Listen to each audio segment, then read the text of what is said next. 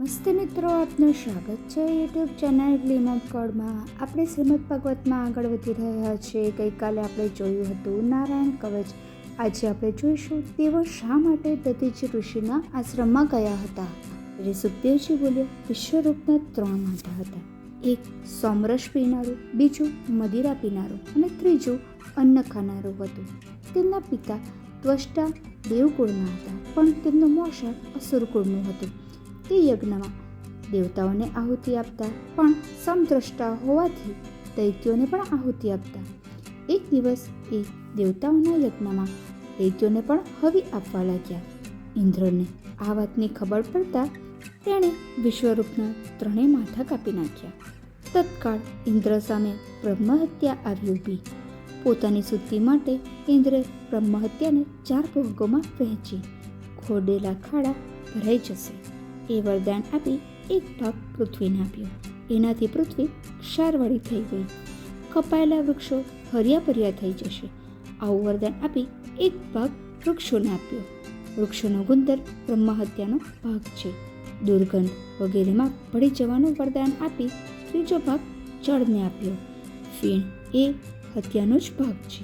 રતિશક્તિ કદી ઓછી થશે નહીં એવા વરદાનનો ચોથો ભાગ સ્ત્રીઓને આપ્યો. પ્રતિમાસ રજોધર્મ એ બ્રહ્મહત્યાનું જ સ્વરૂપ છે. વિશ્વરૂપના મૃત્યુથી એના પિતા ત્વષ્ટા ક્રોધિત બની ઇન્દ્રના નાશ માટે યજ્ઞ કરવા લાગ્યા.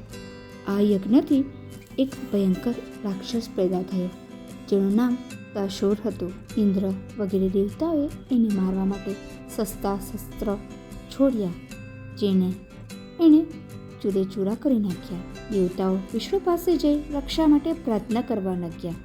ભગવાન પ્રગટ થતાં દેવતાઓએ દંડવત પ્રણામ કરી એમની સ્તુતિ કરી, એમની રક્ષા માટે પ્રાર્થના કરી. ભગવાન બોલ્યા, તમારી સ્તુતિથી હું પ્રસન્ન થયો છું. તમે દધીચી પાસે જાઓ, એમને પ્રાર્થના કરી એમનું શરીર માંગો. એ પરમ બ્રહ્મને જાણનારા અને જ્ઞાની છે. એમની વિદ્યા અશ્વશીર નામથી પ્રસિદ્ધ છે. આ વિદ્યાનો તેમણે ઉપદેશ આપી બંને અશ્વની કુમારોને જીવન મુક્ત કર્યા હતા.